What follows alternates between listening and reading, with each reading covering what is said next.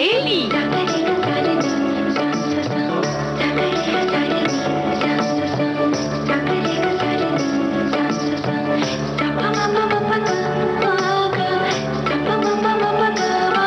सखी सहेली।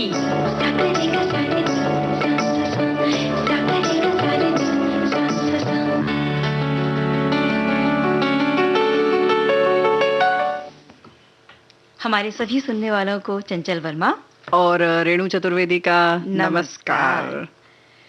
और आज बहुत सारी चीजें हम सखियों के लिए अपने श्रोताओं के लिए लेकर हाजिर हैं। इसलिए चंचल ने पहले ही खूब गहरी सी सांस ले ली ताकि शुरुआत की जाए तो बड़ी दमदार होनी चाहिए। और जाहिर है कि मौसम जो हम बार बार फल सब्जियों का कर रहे थे, वहीं अगर त्वचा की बात करें तो उपटन के क्या महत्व है, उस पर चर्चा करेंगे आज। बिल्कुल, उपटन के बहुत सारे फायदे हैं जिन्हें हमारे सुनने वाले जानेंगे, और उपटन किस किस तरह से बना सकते हैं थोड़ी सी जानकारी इस बारे में भी हम दे देंगे। बिल्कुल, और जाहिर है जब जानकारी बनाने के बारे में देना है तो व्यंजन विधि में क्यों पीछे रहेंगे आप? बिल्कुल, आज शुक्रवार का दिन है तो बिल्कुल कागज कलम लेके जो भी है हमारी सखियां और जो खास तौर से पाक कला में जिनकी बहुत ज्यादा रुचि है वो तो बिल्कुल सुनेंगी आज। अरे लेकिन जिसकी रुचि नहीं है वो भी लेके बैठ जाए, थोड़ा बहुत अगर सीख लेंगे तो बना लेंगे हम। थोड़ी बहुत आसान वाली चीजें भी बता देंगे आज। मनपसंद की चीज मिलती है तो हम किसी को रूठे हुए कोई मना सकते हैं, है ना, खाने के हिसाब से ना। अगर कुछ अच्छा सा बना ले तो मतलब व्यंजन, तो जाहिर है कि रूठे हुए को मना सकते हैं, लेकिन उसके अलावा और किस किस तरह से मना सकते हैं इस पर भी बात करेंगे जी। और सखी विशेष के बारे में हम बात करेंगे। आज सखी विशेष होंगी रमन परिमाला। जी हाँ, रमन परिमाला जी। हमारे देश में कई महान गणितज्ञ हुए हैं, लेकिन जब हम उनके बारे में ठीक से चंचल जानते नहीं है तब हमारी आने वाली पीढ़ी को हम कैसे बताएंगे, जाहिर है। फिर हमारा जो इतिहास इतना समृद्ध है वो बस इतिहास में ही, या यूं कहें कि पन्नों में ही रह जाएगा। तो प्राचीन काल और आधुनिक युग में भारत में ऐसे बहुत सारे गणितज्ञ हुए हैं जिनके बारे में हमें जानना चाहिए, और जाहिर है कि इसीलिए हम ये जानकारी लेकर हाजिर हैं आपके पास। और आज हम जान रहे हैं रमन परिमाला के बारे में। ये केवल इसलिए ही जरूरी नहीं है रेणु जी कि हमारे देश का गौरव इनसे बढ़ता है, बल्कि हमारे बच्चों को भी प्रेरित करने के लिए इनकी जानकारी जो है वो बहुत जरूरी है। तो गणितज्ञ प्रोफेसर रमन परिमाला एक ऐसी ही गणितज्ञ हैं जिनके बारे में हम बता रहे हैं। बीज गणित के क्षेत्र में बहुत विशेष इनका योगदान रहा है। इसके लिए बहुत सारे पुरस्कारों से भी इन्हें नवाजा जा चुका है। जी हाँ। और अक्सर ये देखने में आता है कि महिलाओं को गणित के क्षेत्र में जो है थोड़ा सा कमतर आका जाता है। नहीं, थोड़ा सा नहीं, बहुत ज्यादा। हाँ, और इस मिथक को गलत साबित किया है रमन परिमाला जी। जी हाँ, बिल्कुल सही तुमने कहा। दरअसल प्रतिभा किसी भी ज्यादा होती है किसी में, और किसी में जाहिर है कम होती है। लेकिन बिल्कुल तुमने जैसे सही कहा ना कि बहनों को कम आंका जाता है। इसीलिए बहुत सारे स्कूलों में तो कहा जाए, स्कूल जो होते हैं वहां पर कक्षा 10 में या कहीं जब ऑप्शंस होते हैं तो गणित रहता ही नहीं है विषय, सिर्फ गृह विज्ञान मान लिया जाता है कि यही बना है हम लोगों के लिए। तो भाई प्रतिभा किसी में ज्यादा होती है, किसी में कम होती है। असल बात तो यह है कि प्रतिभा को विकसित किस प्रकार किया जाए। अब जाहिर है अवसर मिलेगा तो अपने आप निखार आएगा, उभरेगा उसमें। और अब चाहे इस प्रतिभा को विकसित करने का काम खुद हम करें या माता पिता करें, अभिभावक करें, या कभी कभी शिक्षक भी बहुत अच्छे होते हैं जो इस तरीके की प्रतिभा अपने शिष्यों में देखते हैं और उन्हें निखारते हैं। और यदि ऐसा किया गया तो दुनिया उनके कामों को देखकर जरूर चकित रह जाती है, और ऐसा नहीं किया तो बस समझ लो कि प्रतिभा कहीं गुम हो जाती है। और इसलिए किसी सामान्य से बच्चे में भी अगर कोई प्रतिभा दिखाई दे हमें और बचपन से उसको निखारने की दिशा में काम किया जाए तो आश्चर्यजनक परिणाम आगे जाकर भविष्य में जरूर देखने को मिल सकते हैं। तो इसी तरह से गणितज्ञ प्रोफेसर रमन परिमाला ने जो भारतीय विद्यालय महाविद्यालयों में शिक्षा अपनी प्राप्त की और अपनी प्रतिभा को खुद ही उन्होंने विकसित किया। परिमाला का जन्म 21 नवंबर 1948 को तमिलनाडु में हुआ। उन्होंने चेन्नई में ही अपनी हाई स्कूल और मद्रास विश्वविद्यालय से कॉलेज की शिक्षा पूरी की और मुंबई विश्वविद्यालय से पीएचडी यानी शोध कार्य किया। उनके सलाहकार TIFR के आर श्रीधरन जी थे। और कई बार ये एक बड़ी सोच हमारी रहती है कि अगर हमें उच्च शिक्षा पाना है या बहुत अच्छा कुछ पढ़ना है तो हमें या विदेश जाकर शिक्षा लेनी चाहिए, लेकिन ये जरूरी नहीं होता है। और इसके लिए बहुत बड़ा उदाहरण है रमन परिमाला जी। उनकी जो पूरी शिक्षा है वो भारत में ही पूरी हुई है और उन्होंने भारत में रहकर अपनी जो शिक्षा को पूरी किया, अपनी प्रतिभा को निखारा। और कहते हैं कि प्रतिभा को विकसित करने में कठिनाइयां हैं, ये एक प्रेरणादायी काम करती हैं।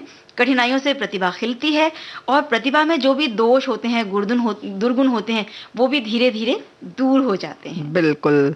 किसी भी महिला के लिए जगह-जगह शिक्षा प्राप्त करने में ज़ाहिर है बहुत कठिनाई आ सकती है, लेकिन अगर ठान लें, ख़ास तौर से इस मामले में हम कह सकते हैं कि हमारी बहनें जो हैं वो पीछे नहीं रहती, तो अगर वो ठान लेती हैं तो कोई भी रुकावट आए तो उसे दूर कर लेती हैं। उन परिस्थितियों में जबकि महिलाओं को आने-जाने, शिक्षा प्राप्त करने और मिलने-जुलने की आज़ादी भी नहीं होती, तब उन सब परिस्थिति में भी किसी महिला के द्वारा शिक्षा प्राप्त करना और उनके व्यक्तित्व को विशिष्ट रूप प्रदान कर जाता है और बल्कि ये कहें कि इस तरह से एकदम नाम हो जाता है। जी, जी। और 2005 में रमन परिमाला को अटलांटा, जॉर्जिया में एमरी विश्वविद्यालय में गणित के असगा ग्रिग्स कैलेंडर प्रोफेसर के रूप में नियुक्त किया गया था। परिमाला बीजगणित के क्षेत्र में काम करती हैं, जैसा हम बता ही चुके हैं, और इनकी शादी हुई मिस्टर रमन से, जो आंतरिक व्यापार मंडल तंजानिया में मुख्य आंतरिक लेखा परीक्षक थे। रमन परिमाला ने 1 साल के लिए इस संस्थान से छुट्टी ले ली अपनी, जहां भी वो काम करती थी, और अपने पति के साथ दर सलाम के लिए रवाना हो गई। और जब वो वहां रवाना हुई तो उनके पास अपने भविष्य के लिए या अपने करियर के लिए कोई भी स्पष्ट योजना भी नहीं थी। जी हाँ, इसके कुछ महीने बाद रमन ने एक असाधारण फैसला किया। उन्होंने ETH ज्यूरिख परिमाला के साथ जाने के लिए अपना जॉब छोड़ दिया, ताकि परिमाला डॉक्टरेट के बाद का काम कर सके। इस महत्वपूर्ण निर्णय से रमन परिमाला को गणित में वापस लाने में सक्षम बनाया और स्विट्जरलैंड में परिमाला M. ओन्जगुरेन और M.A. नुस जैसे सहयोगियों से मिली, जिनके साथ उन्होंने अपने पूरे करियर में फलदायक गणितीय सहभागिता भी की। और रमन परिमाला के बेटे श्रीधर की गणित में गहरी रुचि है और हालांकि उसने अपने लिए प्रौद्योगिकी के क्षेत्र में अपना करियर चुना है, लेकिन गणित की में जो रुचि है वो माँ से उन्हें विरासत में मिला। और रमन परिमाला जो है 1994 में ज्यूरिख में गणितज्ञों की एक आमंत्रित वक्ता थी और उन्होंने एक बात का अध्ययन किया, द्विघात रूपों और ज्यामिति के साथ कुछ संबंध। 2010 में हैदराबाद में 2 आयामी क्षेत्रों में रैखिक बीजगणितीय समूहों का एक पूर्ण पता अंक गणित भी उन्होंने दिया। ये भी एक उपलब्धि है, बहुत बड़ी उपलब्धि है। इंडियन एकेडमी ऑफ साइंसेज के फेलोशिप और भारतीय राष्ट्रीय विज्ञान अकादमी की फेलोशिप प्रदान की गई आपको, और 1987 में भटनागर पुरस्कार से आपको नवाजा गया, और वहीं 1999 में लॉजेन विश्वविद्यालय से मानद डॉक्टरेट की उपाधि भी प्रदान की गई आपको, और फिर 2003 में श्रीनिवास रामानुजन जन्म शताब्दी पुरस्कार भी आपको दिया गया। और परिमला ने विज्ञान की अकादमी से विकासशील दुनिया के लिए गणित में 2005 का पुरस्कार प्राप्त किया है। फिर इसके बाद 2012 में fellow of the American mathematical society, ये पुरस्कार 2016 में विश्व विज्ञान अकादमी पुरस्कार, 2020 में उन्हें राष्ट्रीय विज्ञान दिवस पर भारत सरकार ने भारत के जो 10 महान वैज्ञानिकों के नाम थे, उसमें भी इनका नाम शामिल किया गया। यानी कि जो 10 नामों की घोषणा की गई है 2020 में, उसमें आपका भी नाम है। तो भाई आपके कार्यों को हम क्या कहना चाहिए, हम तो कुछ मतलब समझ ही नहीं सकते कि हम कहीं एक बहुत 0.001% तक भी पहुंच सके लेकिन फिर भी सराहना तो कर सकते हैं और बच्चों को प्रेरणा लेने के लिए बात कर सकते हैं, और बच्चे से प्रेरणा लें और अभिभावक भी प्रेरणा लें कि अगर बच्चों में कुछ प्रतिभा है तो उसे मौका दें और उन्हें आगे निखारें।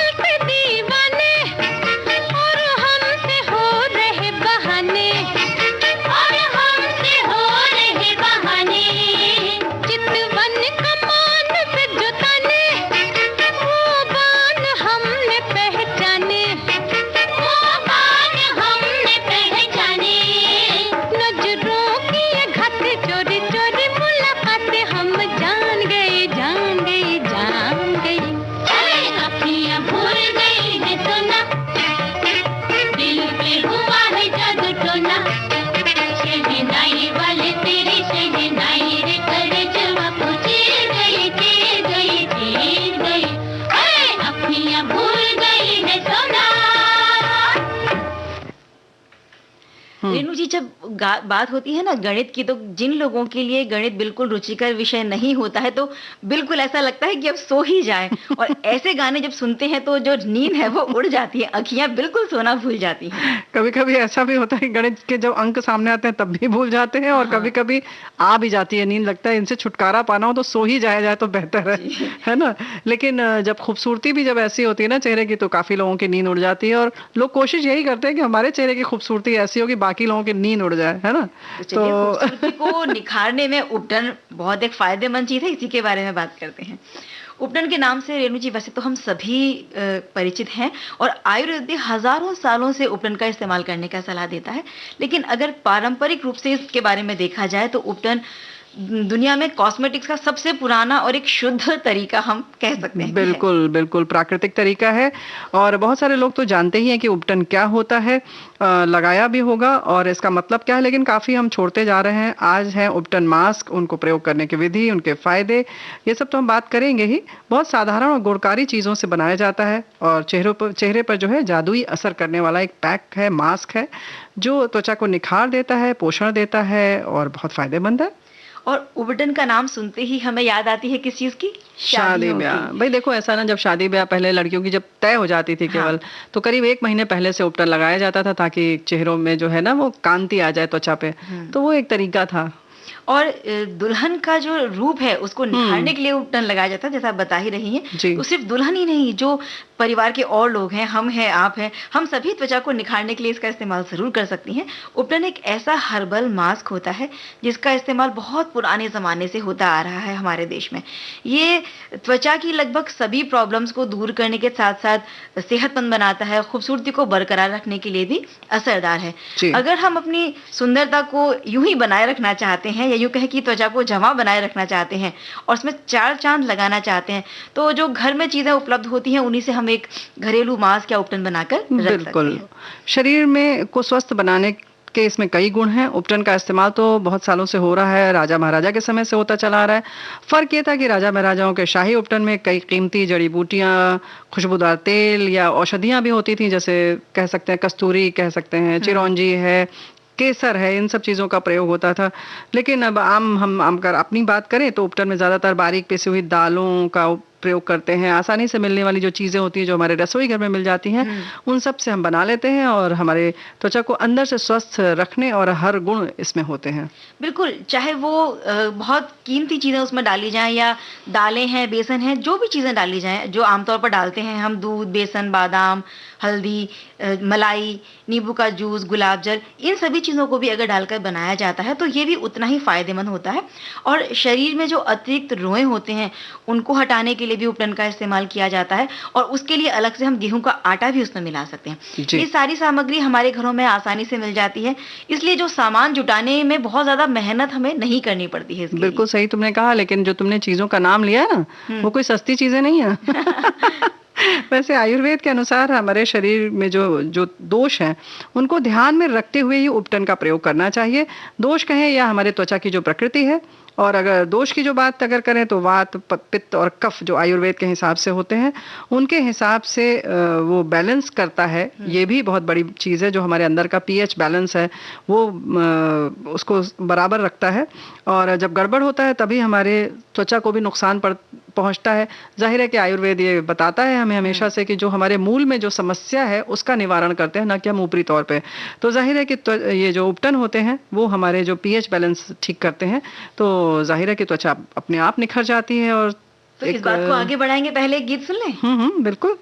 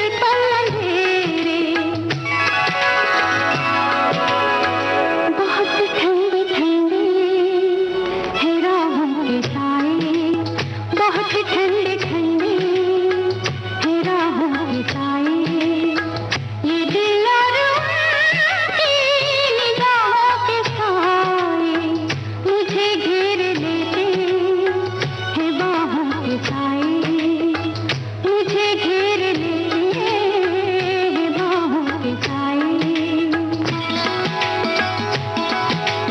ला ला ला ला ला ला ला ला।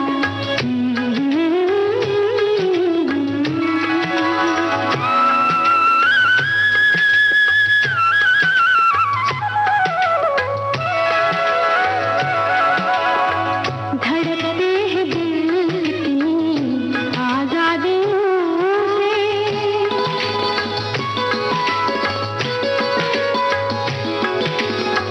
धड़कते हैं दिल कितनी आजादियों से, बहुत मिलते जुलते हैं इन वादियों से, बहुत मिलते जुलते हैं इन वादियों से। मोहब्बत की रंगीन पनाहों के साए, मोहब्बत की रंगीन पनाहों के साए, ये दिल और उनकी निगाहों के साए मुझे घेर लेते हैं बाहों के साए, मुझे घेर लेते हैं बाहों के साए। ला ला ला ला ला ला ला ला।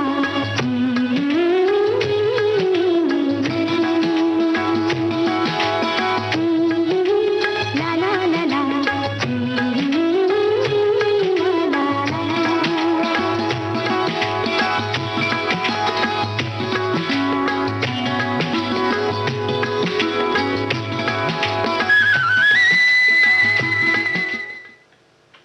इनु जी, हम बात कर रहे थे उपटन के बारे में, उपटन के फायदे क्या क्या हैं इसके बारे में। तो हमारे एक जो श्रोता है इन्होंने लिखकर भेजा है कि उपटन एक नेचुरल फेस मास्क है जिसमें ढेरों औषधीय गुण मौजूद हैं।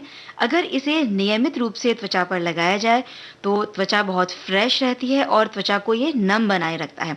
उपटन में डलने वाला बेसन जो पदार्थ है वो मृत त्वचा को हटाने के लिए बहुत ही बेस्ट है, जबकि चंदन पाउडर इसमें अगर डाला जाता है तो ये त्वचा को चिकना बनाने में मदद करता है। क्या बात है, ये बात बिल्कुल सही है। दूध हमारी त्वचा में काले दाग धब्बे कम करने में मदद करता है और स्किन को चमकदार बनाता है। तो भाई सब प्रयास तो कुल मिलाकर यही होता है ना। और लेकिन त्वचा की जो हमने जैसे पहले भी कहा कि सबकी प्रकृति अलग होती है, किस्म अलग होती है।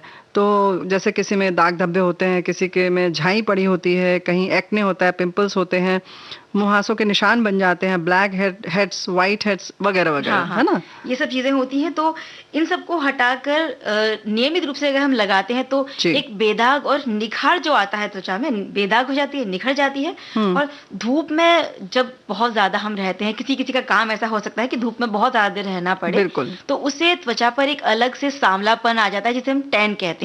तो टैन को भी कम करने में बहुत फायदा हो सकता है अगर नियमित रूप से लगाएं तो। और ये छुट्टी के दिन ये काम किया जा सकता है, जब आप काम पे जाते हैं तब तो संभव नहीं है, क्योंकि नहीं, कुछ चीजें जल्दबाजी वाले भी हैं, झटपट वाले भी किए जा सकते हैं जिनमें बहुत रगड़ना पड़ता है, टाइम लगे तो आप छुट्टी वाले दिन उन चीजों को कर सकते हैं। यानी हल्दी जो है वो एक ऐसी चीज है जो कि दुनिया में आजमाया हुआ बहुत पुराना तरीका है और इसे एंटीबायोटिक भी माना जाता है, जो चोट करने में भी ये बहुत फायदेमंद रहती है और उपटन में भी इस्तेमाल की जाने वाली एक जरूरी सामग्री है। जी हाँ, त्वचा में निखार इससे भी आता है। और हल्दी में जलन कम करने वाले एंटी तत्व तो होते ही हैं, एंटी एजिंग और एंटीऑक्सीडेंट से भी भरपूर होती है हल्दी।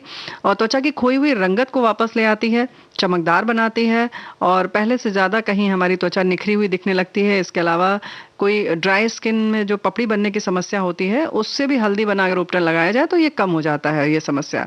तो भाई जाहिर है इसमें बहुत सारे गुण हैं। हाँ, और सर्दियों में तो अक्सर के देखा जाता है कि जहाँ पे ठंड बहुत ज्यादा पड़ती है तो वहाँ ठंड की वजह से जो त्वचा है वो सिकुड़ जाती है, पपड़ी बन जाती है, रूखी सूखी सी लगने लगती है। तो वहाँ तो उपटन अगर लगाया जाए तो उन लोगों के लिए बहुत ही उत्तम चीज है। और जो शरीर में अनचाहे बाल होते हैं, कई बार त्वचा पर यहाँ इस जगह पीछे की तरफ गालों पर बहुत होते हैं, तो अगर नियमित रूप से इस्तेमाल करेंगे तो उन्हें भी कम किया जा सकता है।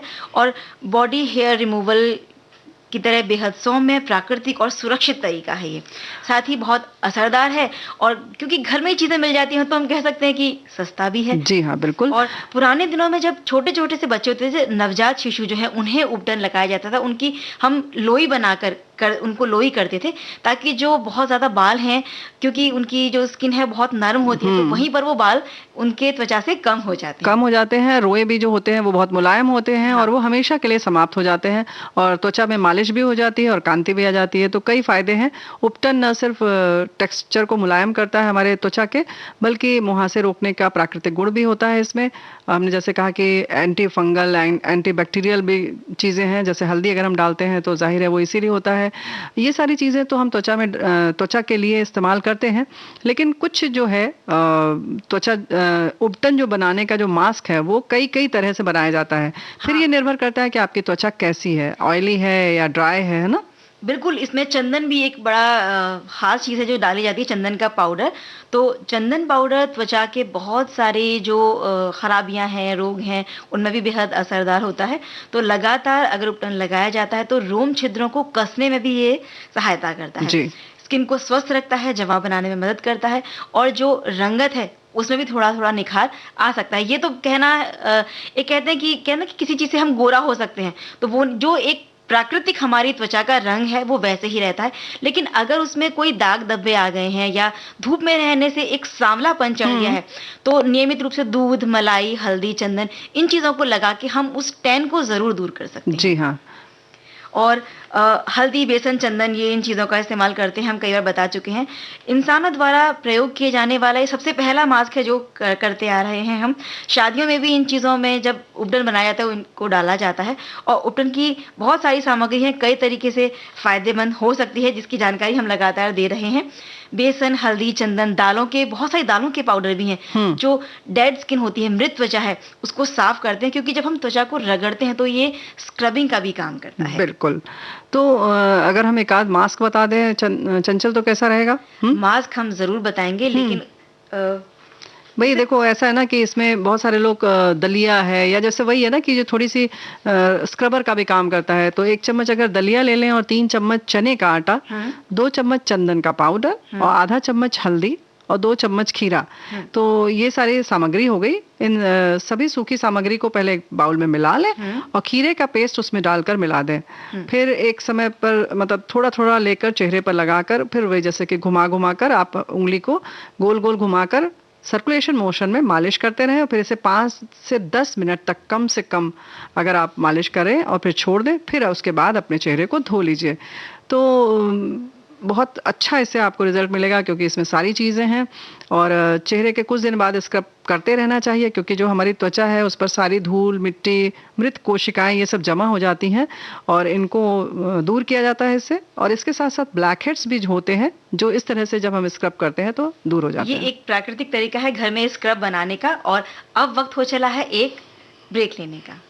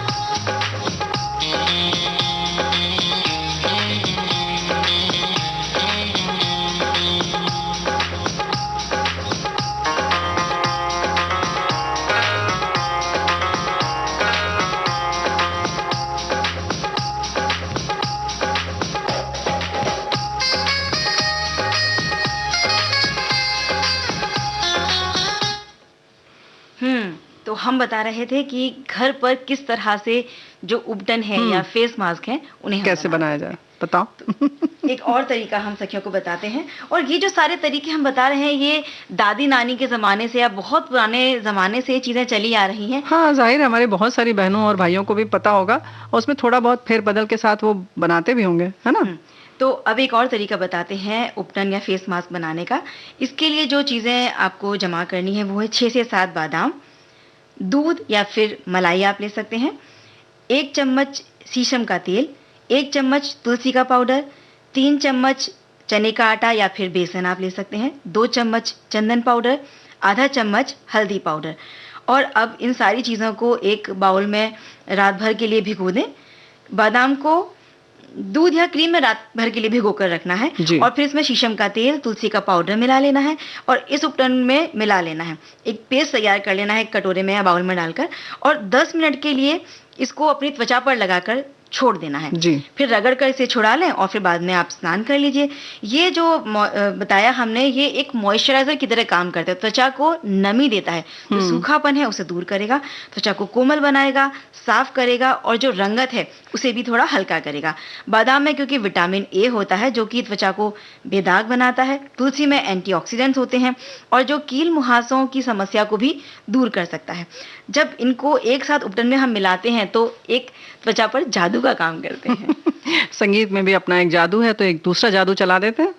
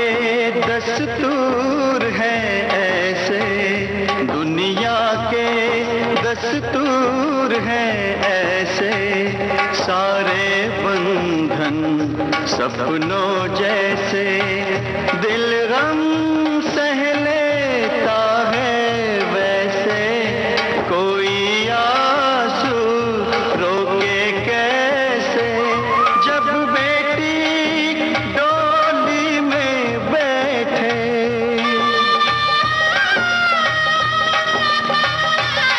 हो जब बेटी डोली में बैठे, बाबुल का घर छोड़े,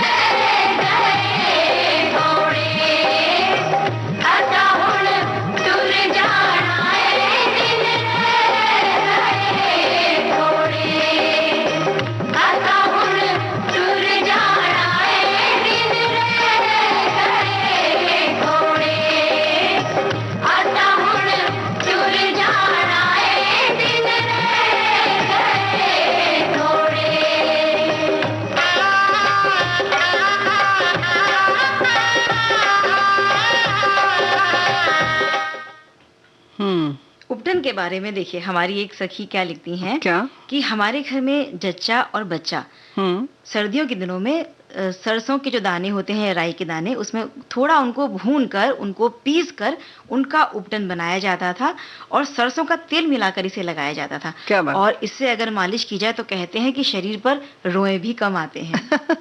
भाई देखो, ऐसा ना, इससे मालिश की जाए, हम लोगों ने बाकायदा किया है और हाँ। त्वचा में इतनी अच्छी कांति आती है। अगर सरसों अगर अच्छी है तो उसमें तेल डालने की भी जरूरत नहीं पड़ती है और अपने आप में ही तेल का एक स्रोत है, तो जाहिर है कि उससे चिकनाई इतनी अच्छी तरह से आती है कि आपको फिर तेल की मालिश करने की कोई जरूरत नहीं पड़ती है। बस उसका उपटन लगाइए और उसके बाद थोड़ी देर रगड़ के छुड़ा दीजिए और नहा लीजिए, फिर देखिए कितना मजा आता है।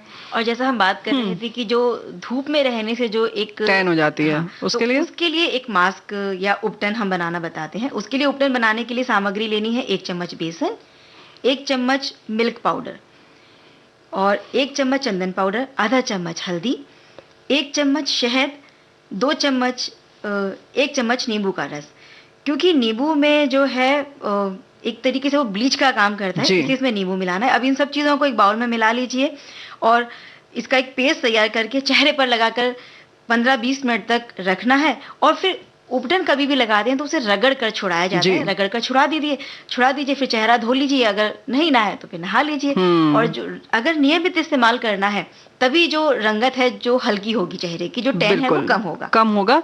और अगर जैसे कि तुमने कहा ना कि इसके लिए बड़ा समय चाहिए तो इसके लिए वैसे अगर आप रोजमर्रा में लगाना है तो आप नहाने के पहले 2-3 मिनट पहले एक छोटी सी कटोरी में, बाउल में थोड़ा सा बेसन लीजिए, 2-4 बूंद नींबू की डाल लीजिए और अगर आपकी चेहरे की जरूरत है, मतलब यानी कि सूखी त्वचा है, रूखी त्वचा है, तो उसमें शहद या दही डाल लें और उसके बाद आपको चेहरे पर लगा के छोड़ दीजिए। थोड़ी देर में जैसे आप थोड़ा अपने कपड़े उपड़े रखेंगे, ये करेंगे वो करेंगे, उतने ही समय के लिए बस लगा के छोड़ दीजिए और उसके बाद धो लीजिए नहाते समय।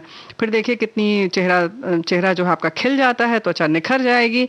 तो ये रोजमर्रा में जो आप कर सकते हैं वो झटपट वाला जो है वो भी आप कर सकते हैं। इसी तरह से चिरौंजी जब डाली जाती है उपटन में तो वो भी त्वचा की रंगत को बहुत निखार देती है और दालों का भी बहुत अच्छे से इस्तेमाल किया जाता है। तो दालों के लिए एक उपटन बता देते हैं।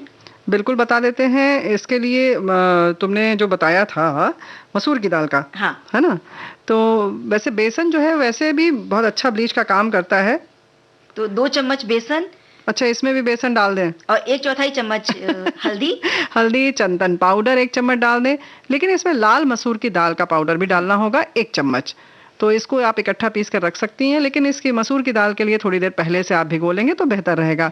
गुलाब जल डालें या दूध डाल दें 2 चम्मच, फिर नींबू का रस डालें आधा चम्मच, फिर इन सब चीज़ों को एक बाउल में अच्छे से मिला लें। लेकिन इसका जो है थोड़ा सा पतला पेस्ट आप बनाएंगे।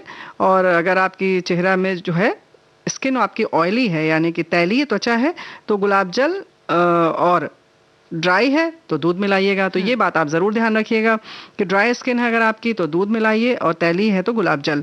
अधिक गाढ़ा पेस्ट न बनाएं क्योंकि गाढ़ा पेस्ट स्किन को कभी कभी नुकसान पहुंचा सकता है। और उंगलियों से अपने चेहरे पर उपटन को लगाएं और फिर हल्के हाथों से मसाज करें। इसमें बहुत ज्यादा रगड़ना नहीं है, है ना। तो और कोई भी चीज आपकी त्वचा को सूट नहीं करती है तो इसके बारे में एक चिकित्सकीय सलाह या जो त्वचा रोग विशेषज्ञ होते हैं उनकी भी सलाह ली जा सकती है। फिलहाल एक गाना सुन लेते हैं। हाँ, लेकिन एक बात और है, गाने से पहले ये बता दे, चिकित्सक की सलाह से बेहतर है खुद की सलाह ले लें। आपको पता चल जाएगा कि आपकी त्वचा के लिए क्या बेहतर है, क्योंकि खुद पता चल जाएगा, आपकी सहेलियां बता देंगी, है ना। देखो रूठा ना करो, बात नजरों की सुनो, हम न बोलेंगे कभी, तुम सताया ना करो। देखो रूठा ना करो, बात नजरों की सुनो, हम न बोलेंगे कभी, तुम सताया ना करो। देखो रूठा ना करो।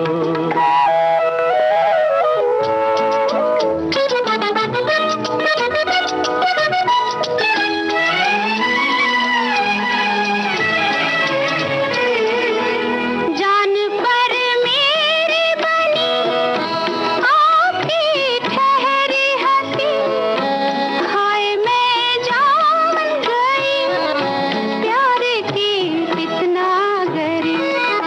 दिल जलाने के लिए ठंडी आहें ना भरो।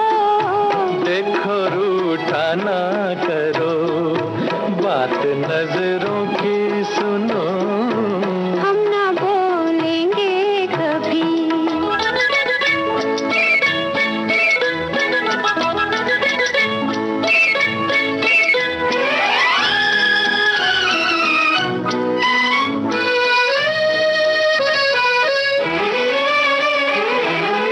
तेरी खुशबू ने मेरे होश भी छीन लिए, है खुशी आज हमें तेरे पहलू में गिरे।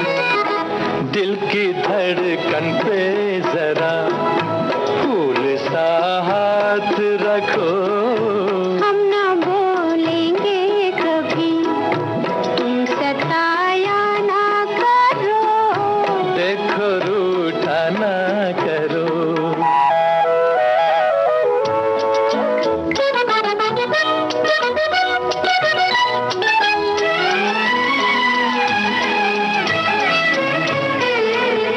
क्या कहेगा ये समा, इन राहों का धुआं। लाज आए मुझे, मुझको लाए हो कहाँ। हम तुम्हें मान गए, तुम बड़े वो हो तो। देखो रूठा ना करो, बात नजरों की सुनो, हम न बोलेंगे कभी, तुम सताया ना करो। देखो रूठा ना करो। तो ये कहते हैं कि रूठा ना करो, लेकिन रूठते तो हम उन्हीं से हैं जिनसे हम बहुत ज्यादा प्यार करते हैं। ये भाई अच्छा है, बहुत बढ़िया है। क्या ये भी कह दिया कि रूठ भी गए, उसके बाद ये कहा कि भाई हम बहुत प्यार करते हैं, वहीं नाराजगी भी जाहिर कर दी और कहा कि भाई प्यार तो करते हैं, वैसे नहीं तो क्या सड़क चलते वाले लोगों से तो ना हम रूठते हैं ना हम उन्हें डांटते हैं। तो छोटी छोटी सी बात पे रूठ जाने का भी तो एक अलग मजा होता है। और यहाँ यही अच्छा लगता है कि यहाँ पर अपनापन है, और हक से जब हमें कोई मनाता है तो रूठने का मजा भी अलग होता है और रिश्तों में बड़ी मिठास बढ़ जाती है। बढ़ जाती है, लेकिन बस तभी तक जब आप कोई रूठा, आपको मतलब आप रूठी हैं, कोई आपको मना रहा है तो आप मान भी जाएं, ऐसा ना हो कि मनाने वाला ही रूठ जाए, है ना। बिल्कुल, क्योंकि जब मनाने वाला बड़े प्यार से मनाने आता है तो उस वक्त अपनी जो भी गुस्सा है, जिद है, उसे छोड़कर हमें मान जाना चाहिए। और नोक झोंक या लड़ाई झगड़े, रूठना मनाना पति पत्नी में, भाई बहन में, देवरानी जिठानी, ननद भाभी और जो दोस्त हैं, हर जगह हर रिश्ते में कहीं ना कहीं तो ये चीज होती ही है। चंचल, वैसे तो रूठते भी इसीलिए ना कि कोई मनाए, तो जब मनाए तो मान जाना चाहिए, है कि नहीं। हाँ। क्योंकि हम इंतजार ही करते हैं कि भाई हम तो रूठ गए हैं, हम गुस्सा हो गए हैं, मुंह फुला लिया है हमने, तो कोई आके मना लो, है ना। हाँ, क्योंकि जो मनाने वाला है उसकी भावनाओं की भी कद्र करनी है, और जो रूठा है तो हमें समझना है कि भाई क्या आखिर ऐसी बात हुई जिससे वो रूठा है, तो उसकी नाराजगी को दूर करके उसे मनाना है हमें। जी हाँ, हमारे साथी लिखते हैं, यूं तो रूठना और मनाना बचपन से ही हर एक में ये गुण आ जाता है, तो जो ताउम्र सतत आता जाता रहता है, लेकिन रूठने की उचित वजह और अवधि का होना बहुत जरूरी होता है। छोटी छोटी सी बातों में रूठ जाना अच्छा नहीं होता। किसी से इतना भी मत रूठो कि मनाने वाला खुद ही नाराज हो जाए। क्या बात है। तो देखिए वहीं दूसरे एक श्रोता लिखते हैं कि मुझे तो याद ही नहीं कि मैं किसी से रूठी, लो। मेरा स्वभाव ही नहीं रहा, लेकिन अगर कोई बुरी बात लग भी जाती है तो मैं थोड़ी देर के बाद उसे भूल जाती हूँ। दिल तो करता है कि मैं भी रूठ जाऊं बच्चों की तरह, लेकिन फिर सोचती हूँ कि आखिर मनाएगा कौन। वो लोग अब हैं ही नहीं जो कभी रूठते थे, या कोई मनाने वाला नहीं होता। क्यों भाई, ऐसा कैसे आप कह रही हैं? अगर बच्चों की तरह आप रूठेंगी तो कोई ना कोई बड़ा बन के आकर आपको मना ही लेगा, या बच्चे मना लेंगे। तो भाई रूठने और मनाने का अंदाज बिल्कुल अलग होता है, और ये दो पहलू हैं। और पति पत्नी में अगर खास तौर से बात करें तो एक दूसरे के प्रति कर्तव्य है कि वो आपसी समझबूझ से रहें, एक दूसरे की भावनाओं को समझें, ज़रूरतों को समझें, उन्हें पूरा सम्मान दें। दाम्पत्य जीवन में जब तक तनाव का होना एक वैसे तो बड़ी सामान्य सी बात है, हाँ। लेकिन इस स्थिति में जो है ये स्थिति दाम्पत्य जीवन में ज्यादा लंबी चलनी नहीं चाहिए, है ना? तो अगर मान लीजिए कभी पतिदेव नाराज हो गए हैं तो जी। पत्नियां क्या करती हैं, भाई उनकी पसंद का कोई भी एक अच्छा सा पकवान बना दिया उन्हें मनाने के लिए। और पति क्या करते हैं कि भाई जो उनकी पता है उन्हें कि पत्नी को क्या चीज पसंद है, तो एक अच्छा सा तोहफा ले आते हैं या उनको किसी अच्छी सी एक डेट पर बाहर ले जाते हैं और इस तरह से उन्हें मना लेते तो हैं। भाई ये सब टिप्स हम दे दे रहे हैं, मना लीजिएगा, है कि नहीं? और इसी तरह से भाई बहनों में भी नोक झोंक रूठना मनाना चलता रहता है। कई बार छोटे बच्चे हैं वो भी बात बात पे रूठ जाते हैं, तो छोटे हाँ। बच्चों की जिद को हमें समझना है कि मनाने के लिए जरूरी नहीं कि उनकी जिद को पूरा किया जाए। जी। लेकिन कभी कभी बच्चे जब रूठते हैं तो जाहिर है कि अगर छोटी मोटी सी चीज है या वो चाहते हैं कि उनकी तरफ कोई ध्यान दे, क्योंकि अक्सर ये होता है कि हम 4-5 बड़े लोग मिल जाते हैं, बातें करने लगते हैं और बच्चों पर ध्यान नहीं देते। बस उसी समय उन्हें चोट लगती है, उसी समय वो नाराज होते हैं, उसी समय रूठते हैं, क्योंकि वो चाहते हैं कि हमसे भी कोई बात बिल्कुल, करे। लेकिन रूठ कर जाएंगे कहाँ? नहीं। तो हमारे ही पास ना।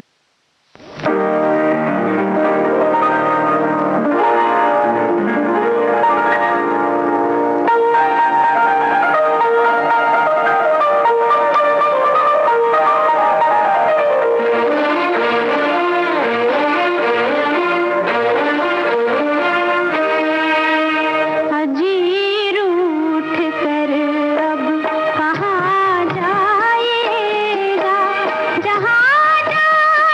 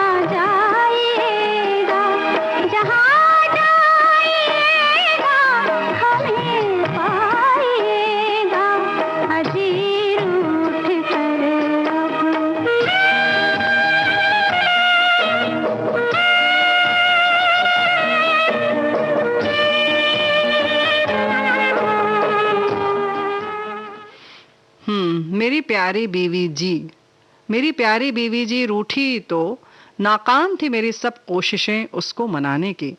पता नहीं कहाँ से सीखी जालिम ने अदाएं रूठ जाने की। क्या बात है। हम रूठे भी तो किससे, हम रूठे भी तो किससे, किसके भरोसे रूठे, हम रूठे भी तो किसके भरोसे रूठे, कौन है जो आएगा हमें मनाने के लिए। हो सकता है तरस आ भी जाए आपको, हो सकता है तरस आ भी जाए आपको, पर दिल कहाँ से लाएं आपसे रूठ जाने के लिए। भाई हमारे साथी ने क्या खूब लिखा है। बड़ी अच्छी पंक्तियां लिखकर भेजी है ना। हाँ, बिल्कुल एक शायरी कर दी, अंदाज दे दिया है रूठने मनाने की बात। तो भाई ऐसा मत करिए, आप रूठिए मनाइए, आपस में करते रहिए और कोशिश करते रहिए। व्यंजन आप भी सीख लीजिए भाई अपनी बीवी को मनाने के लिए। हाँ, है ना? और क्या जब बीवियां रूठ जाती हैं, पति डेट पर ले जाने की या गिफ्ट देने की बजाय ये जो एक गिफ्ट होता है ना कि अपने हाथों से बना हुआ खाना उनको तो खिलाएं, बस अलग तो ही बात बता है। दो कुछ तो चलिए, बढ़िया सा। आसान सी रेसिपी बताते हैं। पालक बहुत बाजार में आ रहा है, तो पालक की भुर्जी किस तरह बनानी है। इसके लिए एक बंच पालक लेना है, उसे बारीक काट लेना है। तेल जरूरत के अनुसार, क्योंकि भाई कुछ लोग हैं जो बहुत जब तक तेल ना दिखे उनको खाना अच्छा नहीं लगता, और जो बहुत हेल्थ को लेकर सजग लोग होते हैं वो तेल बड़ा कम इस्तेमाल करते हैं। इसलिए हम कह रहे हैं कि जरूरत के इस्तेमाल से, जरूरत के हिसाब से आप ले लीजिए। लहसुन और अदरक का पेस्ट लेना है आपको। आप जितना चटपटा तीखा या लहसुन का टेस्ट चाहते हैं उसके अकॉर्डिंग 1 या 2 चम्मच आप इसे डाल सकते हैं। और देसी घी 1 बड़ा चम्मच। टमाटर 2 या 3 ले लें, साइज के अकॉर्डिंग छोटे टुकड़ों में काटा हुआ। जीरा पाउडर या और धनिया पाउडर 1 छोटा चम्मच। बटर क्यूब्स 3 लेने हैं। और प्याज लेना है 2, इसे छोटे छोटे टुकड़ों में काट लेना है, यानी कि बारीक काट लेना है। लाल मिर्च पाउडर 2 छोटे चम्मच, या फिर अपने जितना आप तीखा खाना पसंद करते हैं उस हिसाब से लेना है। धनिया जरूरत के अनुसार बारीक काटा हुआ, हरे धनिया की बात हो रही है। पनीर 100 ग्राम काटा हुआ। अब इसे बनाने के लिए एक पैन में तेल गर्म करके थोड़ा सा अदरक और लहसुन का पेस्ट डालकर पालक और नमक को डालकर थोड़ी देर तक पकाएं। अलग पैन में घी गर्म करके लहसुन और अदरक का पेस्ट भून लेना है। जब ये पेस्ट थोड़ा सा भूरा भूरा हो जाएगा, सिक जाएगा, तब इसमें टमाटर, जीरा और धनिया का पाउडर मिलाकर थोड़ी देर पकाना है।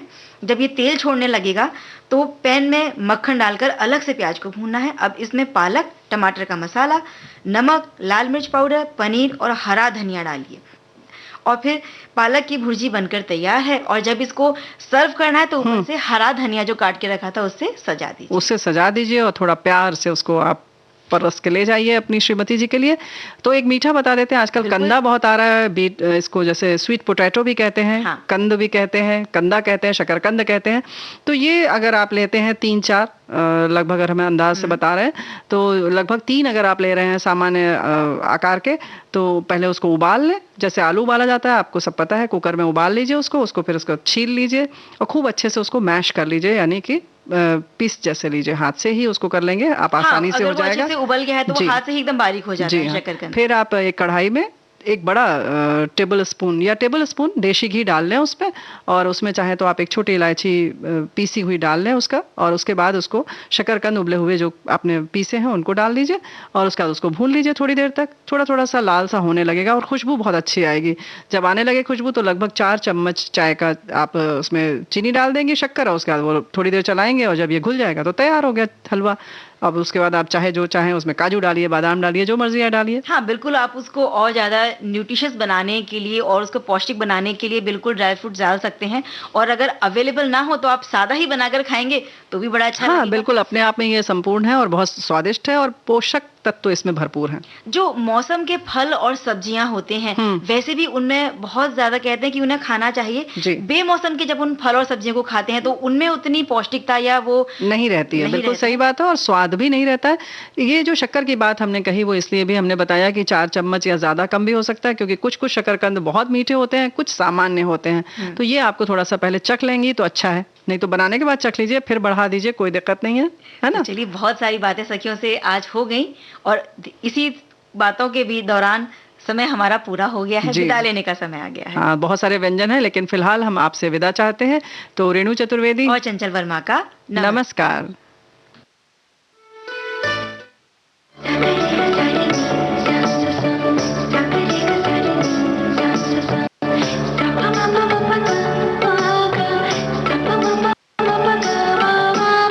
सखी सहेली।